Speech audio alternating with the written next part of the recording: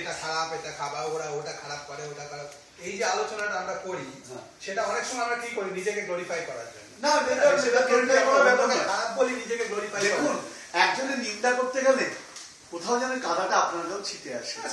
হ্যাঁ, কারণ আমার আচার্য বলেছেন যে আমি আপত্তি করলাম যে ঠিক আছে নেগেটিভ অ্যাপ্রোচ গুলো বাদ দেন, পজিটিভ গুলো নিয়ে নিই আমরা। আমার গুরুদেব একটা দারুণ কথা বলেন যে বাবা মানে ড্রাই টাওয়ালের সঙ্গে যদি তুমি ওয়েট টাওয়াল যদি একসঙ্গে পেঁচিয়ে রাখো তাহলে কি হবে, ওই ভিজা টাওয়ালের টোটাল ওয়াটারটা জলটা কি হবে ড্রাই টাওয়ালে চলে যাবে। লাভের লাভ কি হবে, ড্রাই টাওয়ালটা যেটা ড্রাই ছিল সেটা ভিজে যাবে। তা আমরা যদি অল টাইম অন্যের নিন্দা করতে আরম্ভ করি, আমি কিন্তু এদেশ থেকে ভালো জিনিসও নিয়ে যাচ্ছি শিক্ষাটা, আমি ওখানে গিয়ে শিক্ষা দেবো যে কত সুন্দর ওরা মেনটেন করে, দেশটাকে মেনটেন করে, সমাজটাকে মেনটেন করে। এখানে পুলিশের কোনো রকম টিকিট দেওয়ার সময় চিন্তা করে না যে আমার রিলেটিভ কি আমার রিলেটিভ নয়। হ্যাঁ, আমাদের ওখানে বেরোতে গেলেই আপনি অন্যায় করে পার পাবেন, একটা ঘুষ যদি দিয়ে দেন। কেন? পোভার্টিটা অনেক বেশি, মানুষের ডিমান্ডটা বেশি।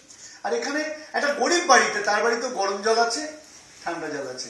আপনি ভাবতে পারবেন আমাদের গরম জল অনেক হাইস কাঁচা ছাড়া লোকের বাড়িতে থাকে না, গিজার বসাতে হয়। ব্যাপারটা কি, আমাদের এই ম্যান এক্সপ্লোশন আমাদের অনেক পিছিয়ে দিয়েছে।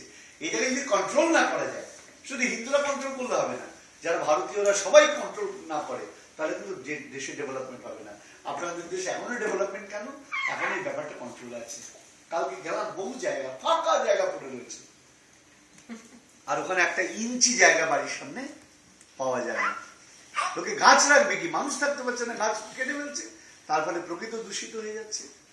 এই জিনিসগুলো বারবার করে বলা হচ্ছে। আজ গঙ্গা দূষণের কথা বলা হচ্ছে, স্পিরিচুয়াল। হ্যাঁ, কেন? এই যে এইসব কারণে আমাদের আপনাদের নদীর তীরগুলো কত সুন্দর। ম্যানহাটনে গেলাম রাত 2টোর সময়, হ্যাঁ, নো টেনশন। আর আমাদের ওখানে স্ট্রিট ডগের যন্ত্রণায় থাকা যাবে না, নয় হুলিগানরা রাস্তায় ভিড় করে রয়েছে। কেন? হুলিগান তো মানুষের জন্মে হয় না, তাহলে হুলিগান পরিস্থিতি তৈরি করে, তাদেরকে সেই কাজ দাও, তাদেরকে সেই শিক্ষা দাও, তাদের জ্ঞান দাও। ওরাও মনে করছে টাকা রোজগার করতে পারলে শুধুমাত্র হলো, গাড়ি বাড়ি টিভি ফ্রিজ ব্যাস, এটা ওটাকে অনুসরণ করছে, কিন্তু এদের শৃঙ্খলাটাকে অনুসরণ করছে না। আমার দুঃখ হচ্ছে এটাই।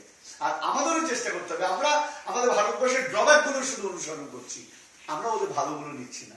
আমাদের খেয়াল রাখতে হবে নেগেটিভ অ্যাপ্রোচ গুলো সরিয়ে আমরা গুড সাইন গুলো যেন কালেক্ট করতে পারি, তবেই আমাদের ডেভেলপমেন্ট, আইদার নট। ওকে।